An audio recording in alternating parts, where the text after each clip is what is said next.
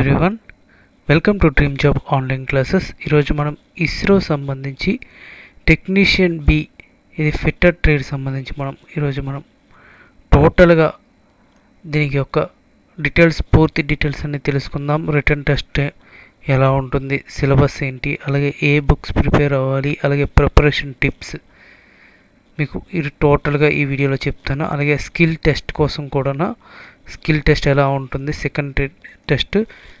And next ఏంటంటే ఇది not only ISRO, ఇది BARC, DRDO, PGCL, ONGC, OFP, navy, NPCL, RRB, JE, DMRC, ALP, naval dockyard, NMDC, ఐసీకేర్, steel plant, ఏదైనా కానీ syllabus అయితే ఒకే విధంగా ఉంటుంది, ప్రిపరేషన్ అయితే ఒకే విధంగా ఉంటుంది.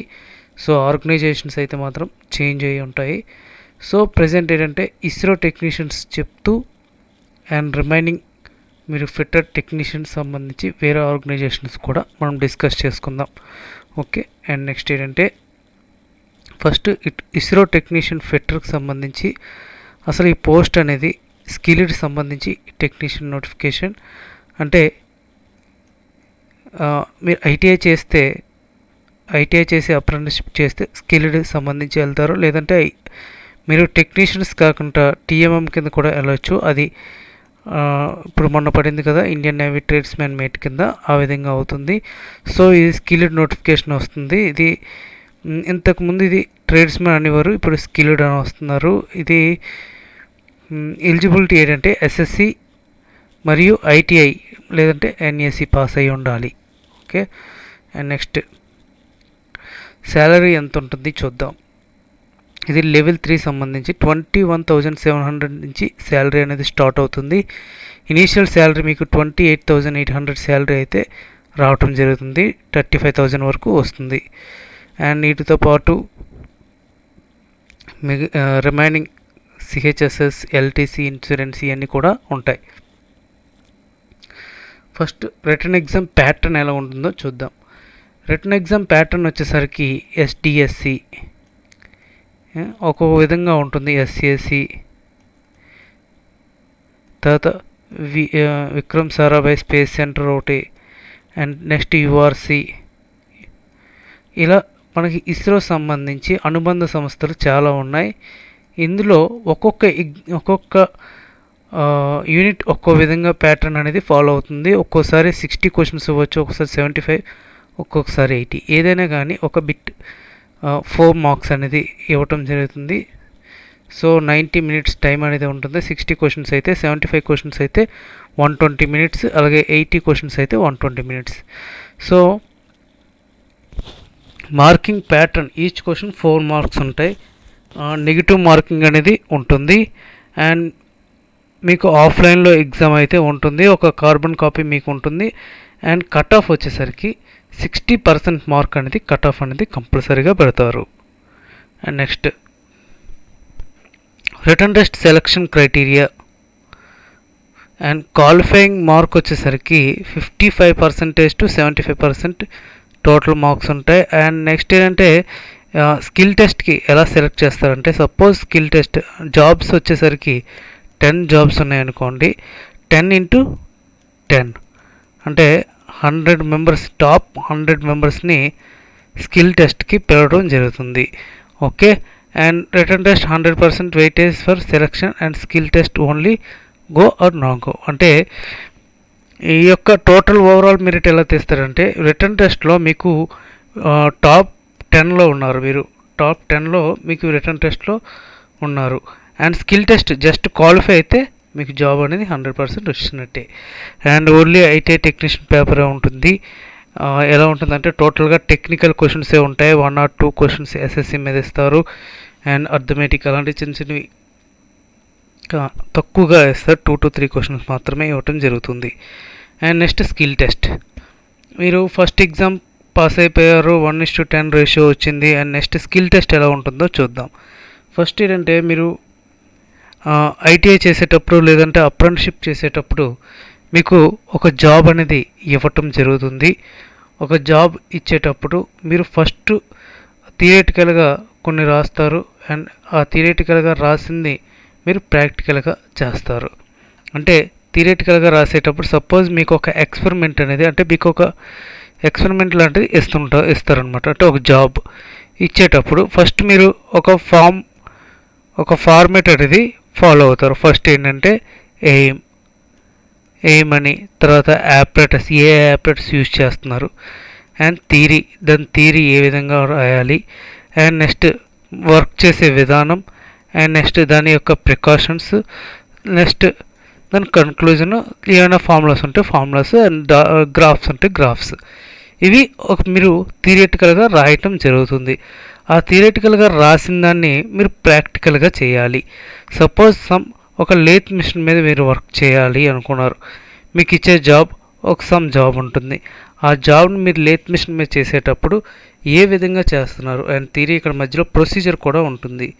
సో మీరు ఏ విధంగా చేస్తున్నారని ప్రొసీజర్లో రాస్తారు కదా, అదే విధంగా మీరు ఫాలో అయ్యి మీరు అవుట్పుట్ అనేది తెచ్చి కన్క్లూజన్ రాస్తే మీ యొక్క ఎక్స్పెరిమెంట్ అనేది క్వాలిఫై అయితే చాలు. అండ్ నెక్స్ట్ ఏంటంటే దీనికి మార్క్స్ ఇలాంటివి ఏమి ఉండవు, దీనికి క్వాలిఫైయింగ్ మార్క్ మాత్రమే ఉంటుంది. మీ యొక్క స్కిల్ టెస్ట్ మార్క్స్ ఎక్కువ మార్క్స్ వస్తే మాత్రం మీకు ఈజీగా జాబ్ అనేది వస్తుంది. అండ్ నెక్స్ట్ ఏంటంటే సిలబస్ చూద్దాం. ఇక్కడ సిలబస్ వచ్చేసరికి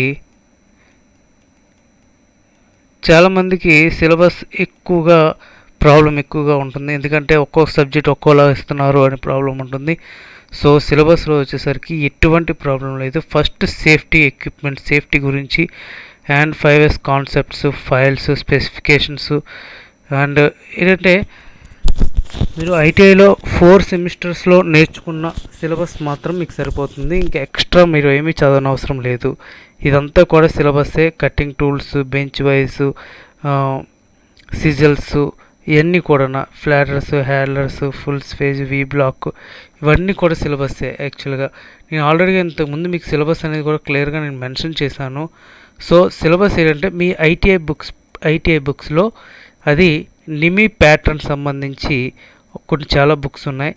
నిమి ప్యాటర్న్ సంబంధించి బుక్స్, అందులో ఏదైతే సిలబస్ ఉందో ఆ సిలబస్ దాటి ఒక్క బిట్ కూడా మీకు ఎక్స్ట్రా ఇవ్వరు. అండ్ నెక్స్ట్ ఇవన్నీ కూడా ప్రిపరేషన్ ప్లాన్ చూద్దాం. ప్రిపరేషన్ ప్లాన్ వచ్చేసరికి మీకు నిజంగా జాబ్ కావాలి, మీకు నిజంగా జాబ్ మీ యొక్క ఎయిమ్, మీ యొక్క డ్రీమ్ అని మీరు అనుకుంటే మాత్రం నేను చెప్పినట్టు ప్రిపరేషన్ చేయండి. మీకు 100% 6 మంత్స్లో మీరు ప్రిపరేషన్ అనేది చేస్తే 6 మంత్స్లో జాబ్ అనేది 100% వస్తుంది.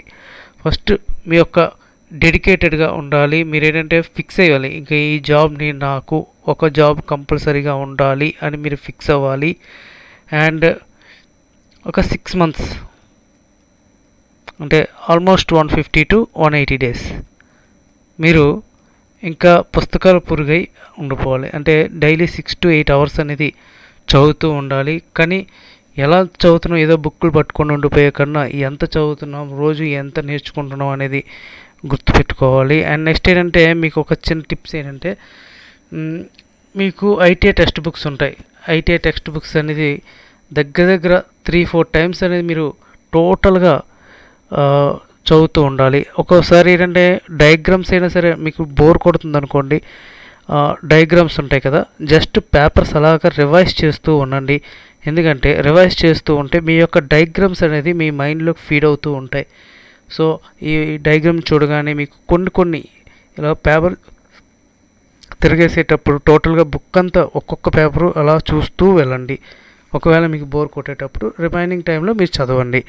అండ్ నెక్స్ట్ ఏంటంటే మీ యొక్క ఫార్ములాస్ సంబంధించి ఒక బుక్ అనేది ప్రిపరేషన్ చేసుకోండి. అండ్ నెక్స్ట్ ఏంటంటే ప్రాక్టీస్ చేయండి. ప్రాక్టీస్ అనేది ఎలా అంటే, మీరు ఐటీఐ ట్రేడ్ థియరీ బుక్ ఒకటి చదువుతారు, అండ్ అసైన్మెంట్ బుక్స్ ఒకటి చదువుతారు. సో ట్రేడ్ థియరీ బుక్స్ చదివిన వెంటనే అసైన్మెంట్స్ బుక్స్ ఏంటంటే రోజుకి 100 questions చొప్పుని మీరు రోజు 100 కాకపోయినా ఒక 50 questions అయినా సరే ప్రిపేర్ అవుతూ ఉండండి. అండ్ మీకు ముఖ్యంగా ఏషియన్ పబ్లికేషన్ సంబంధించి ఒక బుక్ అనేది ఉంది. ఆ బుక్ ప్రిపేర్ అవుతే మీకు మ్యాక్సిమం బిట్స్ అన్నీ కూడా అందులో కవర్ అవుతాయి. అలాగే మన ఛానల్లో కూడా పెట్టడం జరుగుతుంది. డైలీ ఒక టార్గెట్ పెట్టుకోండి, ఆ టార్గెట్ ప్రకారంగా చదవండి. సపోజ్ ఈరోజు నేను వెర్నియర్ క్యాలిపర్స్ గురించి చదవాలి అనుకుంటున్నాను అనుకోండి మీరు. సో వెర్నియర్ క్యాలిపర్స్ గురించి టోటల్గా క్షుణ్ణంగా చదవండి. ఫస్ట్ వెర్నియర్ క్యాలిపర్స్ అంటే ఏంటి, దీని లీస్ట్ కౌంట్ ఎంత, ఇది ఎక్కడ యూజ్ అవుతుంది, ఇది ఎలా యూజ్ అవుతుంది, ఫస్ట్ ఈ టోటల్గా ఈ వెర్నియర్ క్యాలిపర్స్ గురించి మొత్తం మీరు ఈ రోజు ఈ టాపిక్ అనుకుంటే ఆ టాపిక్ మొత్తం అవగొట్టేయాలి. లేదంటే ఇది కొంత చదివి తర్వాత స్క్రూ గేజ్లో కొంత వెళ్ళి అలా కాకుండా వెర్నియర్ క్యాలిపర్స్ గురించి అయితే టోటల్గా వెర్నియర్ క్యాలిపర్స్ మీదే కాన్సన్ట్రేట్ చేయండి. అండ్ ఖాళీ టైంలో ఇంకా మీకు ఏమైనా డౌట్స్ వస్తే గూగుల్లో చెక్ చేయొచ్చు.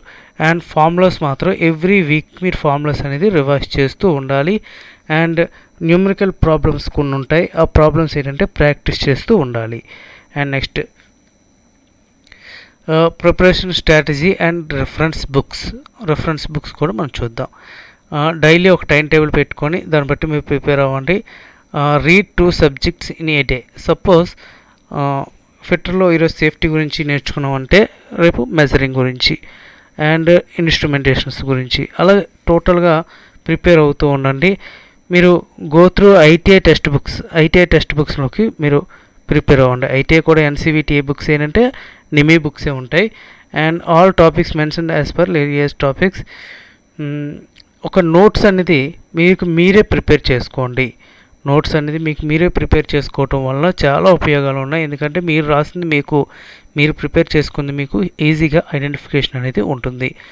అండ్ సబ్జెక్ట్ ఫినిష్ అయితే మీ ప్రాక్టీస్ అనేది స్టార్ట్ చేయాలి. And always refer. తర్వాత మీకు సబ్జెక్ట్ అంతా వచ్చిన తర్వాత ప్రీవియస్ ఇయర్ క్వశ్చన్ పేపర్స్ మీరు రెఫర్ చేయాలి. అలాగే మీ యొక్క టైం పెట్టుకోండి. Previous year question papers 80 questions 120 బిట్స్లో నేను చేయగలుగుతున్నానా లేదా అని మీరు టైం పెట్టుకోండి. వేరియస్ ఆన్లైన్ ఎగ్జామ్స్ కూడా రాయండి. అండ్ రోజు ప్రిపేర్ అవుతూ ఉండండి, ఫార్ములాస్ చదువుతూ ఉండండి, శాంపుల్ పేపర్స్ చేస్తూ ఉండండి, క్విజెస్ పార్టిసిపేట్ అవుతూ ఉండండి. అండ్ మీరు స్టడీ అనేది పూర్తిగా మీ యొక్క డిపెండింగ్ అనేది మీ మీదే ఆధారపడి ఉంటుంది. సో డైలీ ఎక్సర్సైజెస్ లాగా ఒకటి చేస్తూ టెక్స్ట్ బుక్స్ ప్రిపేర్ అవుతూ ఉంటే మీకు ఈజీగా టాపిక్స్ అనేది గుర్తుంటాయి. అండ్ బుక్స్ చూద్దాం. బుక్స్ వచ్చేసరికి ఫిట్టర్ ట్రేడ్కి వచ్చేసరికి నిమి ట్రేడ్ థియరీ, నిమి ట్రేడ్ ప్రాక్టికల్, నిమి అసైన్మెంట్, ఈ 3 దాటి ఒక్క బిట్ కూడా మీకు బయటికి వెళ్ళదు. అలాగే స్కిల్ టెస్ట్ కూడా ఈ నిమి ప్రాక్టికల్లో నుంచే ఒక క్వశ్చన్ అనేది వస్తుంది. సో నిమి అసైన్మెంట్లో టోటల్గా ఆబ్జెక్టివ్ టైప్స్ ఎంసీక్యూ బిట్స్ అనేవి ఉంటాయి. సో ఈ నిమి అసైన్మెంట్ చదివిన చాలా ఇంపార్టెంట్. సో అండ్ నెక్స్ట్ ఏంటంటే ఫిట్టర్ అరిహంత్ బుక్ ఒకటి ఉంది, లేదంటే ఫిట్టర్ జేఎస్ సేతి అనేది ఏషియన్ పబ్లికేషన్స్ బుక్. ఇది జేఎస్ సేతి ఫిట్టర్. సో ఈ బుక్ మాత్రం వీటితో పాటు లేదంటే ఈ బుక్ ఒకటి ప్రిపేర్ అయినా ఐటీఐ టెక్నీషియన్స్కి సరిపోతుంది. అండ్ నెక్స్ట్ ఇది టోటల్గా బుక్స్ ప్రిపరేషన్ ఎలా ప్రిపేర్ అవ్వాలి. అలాగే సిలబస్ ఏంటంటే మీరు చాలామంది సిలబస్ అని అడుగుతున్నారు. సిలబస్ ఏమీ ఉండదు. మీరు ఒక్కసారి మీ ఐటీఐ బుక్స్ తీయండి, ఆ ఐటీఐ బుక్స్ మాత్రమే ప్రిపేర్ అవ్వండి. ఇంకెక్కడ ఏమీ దాటి మీకు ఒక బిట్ కూడా ఎక్స్ట్రా ఇవ్వరు. ఓకేనా? సో అదే మీ సిలబస్. ఐటీఐ బుక్స్ మాత్రం వదలొద్దు. ఇన్ కేస్ మీరు మెకానికల్ మీద ఐటీఐ చేసి డిప్లొమా మెకానికల్ చేసి ఉన్నా మీకు ఐటీఐ మీదే క్వశ్చన్స్ అడగటం జరుగుతుంది.